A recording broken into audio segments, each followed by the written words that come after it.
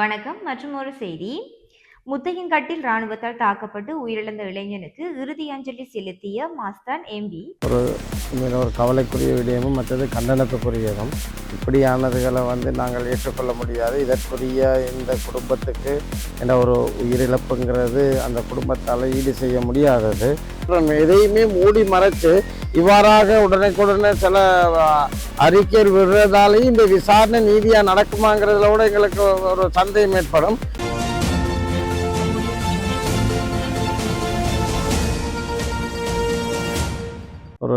உண்மையில் ஒரு கவலைக்குரிய விடயமும் மற்றது கண்டனத்துக்குரியதும்.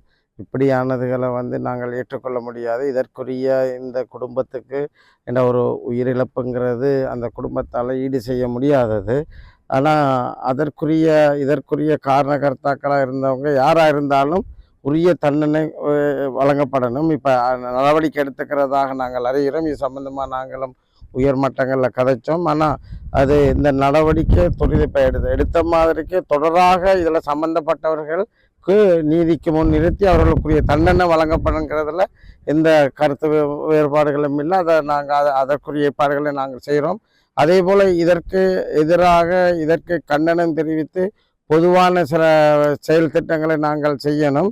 அது சம்பந்தமாக ஏனைய சிவில் அமைப்புகள் அதே மாதிரி ஏனைய மக்கள் பிரதிநிதிகளோட கதைச்சு ஒரு உரிய நடவடிக்கை மாவட்ட மட்டத்தில் ஒரு எதிர்ப்பை காட்டணுங்கிற ஒரு நிலைமையில தான் நான் யோசிச்சுக்கிட்டு இருக்கேன். அது சம்பந்தமாக ஏனையவர்களோட கதைக்கிறதுக்கு இருக்கின்றோம். 15ஆம் தேதி ஆதரவு இருக்குமா? அப்படி அதற்கு முழு அதைத்தான் நான் சூசகமாக சொன்னேன். அப்படி அவங்களுடைய ஒரு நிலப்பாடு இருந்துச்சென்றால் எல்லோருடனும் இது தனித்தனியாக ஒரு அரசியல் சார்ந்த ஒரு அதாவது ஒரு தனி கட்சி சார்ந்தன்னு இல்லாமல் ஆனால் ஏதோ ஒரு அமைப்பால் வரணுங்கிற முறையில் நான் உண்மையிலே அப்படி ஒரு நிலைமை எடுக்கிறத விரும்பி எங்களுடைய ஒற்றுமையை காட்டி இந்த இவ்வாறான நிலைமை இனிமேல் இந்த மாவட்டத்துக்குள்ள முழு இலங்கையிலுமே இவ்வாறான ஒரு நிலைமை ஏற்படாமல் இருக்கிறதுக்கு நாங்கள் ஒரு பாரிய எதிர்பார்க்கணும். கட்டாயம் அதற்கு என்னுடைய ஆதரவுகளும் என்னுடைய கட்சி சார்ந்த என்னுடைய ஆதரவுகளும் அதுக்கு இருக்கிறது என்பதை நான் தெரிவித்துக்கொள்கிறேன். இல்லை அதான் ஒவ்வொன்றும் சாதாரணமாக இது நடந்துக்கிறத ஒரு நீதியான சரியான ஒரு தகவல் தெரிய முதல் அறிக்கைங்கிறதுகளை நாங்கள் அதை கண்டிக்கிறோம். அந்த நியாயமான ஒரு அறிக்கையாக இருக்கணும். அவர்கிட்ட பல அறிக்கைகள் வந்துச்சு. நீங்கள் எந்த அறிக்கையை கேட்குறீங்கன்னு தெரியலை.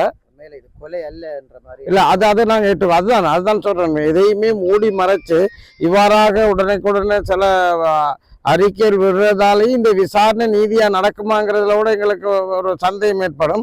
அதனால் அவ்வாறான அறிக்கையில் அவசரப்பட்டு விடுறதுங்கிறத நாங்கள் அதை கண்டிக்கிறோம்.